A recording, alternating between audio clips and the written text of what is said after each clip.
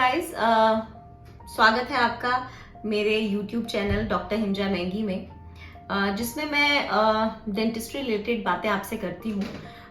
But please अगर आपने अभी तक मेरे चैनल को सब्सक्राइब नहीं किया है तो प्लीज़ इसे सब्सक्राइब कर लीजिए और बेल आइकॉन दबाना मत भूलिएगा। और वीडियो के नीचे लाइक भी करिएगा और कमेंट ज़रूर करिएगा, सो दैट मुझे पता चल सके कि आप लोगों की क्या डिमांड है टुवर्ड्स डेंटिस्ट्री मुझसे। तो आज बात करूंगी ब्रीदिंग के बारे में। जी हाँ, अब आप बोलेंगे डेंटिस्ट और ब्रीदिंग और क्या मतलब क्या बात करने वाली हूँ। तो आज बात करूंगी कि क्या हमारी दो तरह की ब्रीदिंग होती है, नोज ब्रीदिंग और हम जो अपनी माउथ ब्रीदिंग करते हैं। कुछ लोग माउथ ब्रीदर्स होते हैं। तो अब हमारे डेंटल पॉइंट ऑफ व्यू से उसका क्या कंसर्न है, माउथ ब्रीदिंग अच्छी है या नोज ब्रीदिंग अच्छी है, और आपको कैसे पता चलता है या हमें कैसे पता चलता है कि जो इंसान है, जो पेशेंट है, वो माउथ ब्रीदर है या नोज ब्रीदर है। तो पहली बात तो ये बता दूं मैं आपको कि जो हमारी नोज ब्रीदिंग है that is more good. Nose breathing जो है वो जरूर करनी चाहिए, हमें नोज ब्रीदिंग ही करनी चाहिए, क्योंकि माउथ ब्रीदर्स के बहुत सारे साइड इफेक्ट्स हैं। जैसे माउथ ब्रीदिंग के बहुत सारे साइड इफेक्ट्स हैं। अब आप बोलेंगे कि माउथ ब्रीदिंग से होता क्या है, तो मैं डेंटिस्ट हूँ तो बात मुंह की ही करूंगी।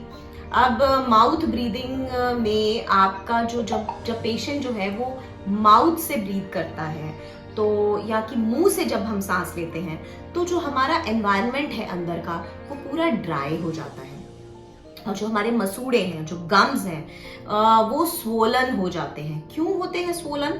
क्योंकि जब अंदर का एनवायरनमेंट, मुंह का एनवायरनमेंट ड्राई हो जाता है तो प्लाक, टाटर जिसको आप आम भाषा में बोलते हो, वो ज्यादा डिपॉजिट होता है दांतों में, क्लीनिंग नहीं हो पाती, क्योंकि ड्राई माउथ में जो है वो सलाइवा की रेशो कम हो जाती है या थूक जो है वो कम होता है।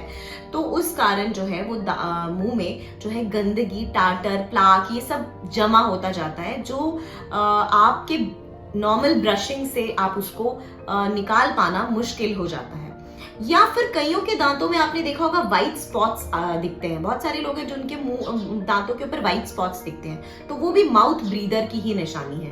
तो गाइस प्लीज कोशिश करिए कि अगर मुंह से सांस लेते हैं, आपका नाक से सांस नहीं लेते हैं किसी भी वजह से, कई बार लोगों को नेजल कंजेशन होती है जिसको हम नाक बंद बोलते हैं, नाक बंद रहता है जुकाम की वजह से या बहुत क्रॉनिक साइनसाइटिस की वजह से, तो प्लीज अपना अंडरलाइन जो कॉज है, जो जिसके कारण आप नाक से सांस नहीं ले पा रहे हैं, तो प्लीज उसको रिमूव करवाइए। अगर अपने फिजिशियन के पास आप जा सकते हैं इसके लिए, सो दैट आप मुंह से सांस ले सकें, क्योंकि मुंह से सांस ना ले सकें, सॉरी मैंने गलत बोल दिया, मुंह से सांस ना लें, आप नाक से सांस लें। तो प्लीज कोशिश कीजिए कि आप जो है वो नेजल ब्रीदिंग करें, ना कि ओरल ब्रीदिंग। और मैंने आपको ओरल ब्रीदिंग के जो मुंह से सांस, माउथ ब्रीदिंग के जो मतलब डिसएडवांटेजेस हैं वो भी बता दिए हैं, और किस तरह आपको पता चल जाएगा कि एक इंसान जो है वो माउथ ब्रीदर है या नेजल ब्रीदर है। तो क्योंकि उसमें उसके मसूड़े लाल होंगे, उसके मुंह से बदबू आएगी, उसका मुंह ड्राई होगा और उसके दांतों पे व्हाइट स्पॉट्स होंगे।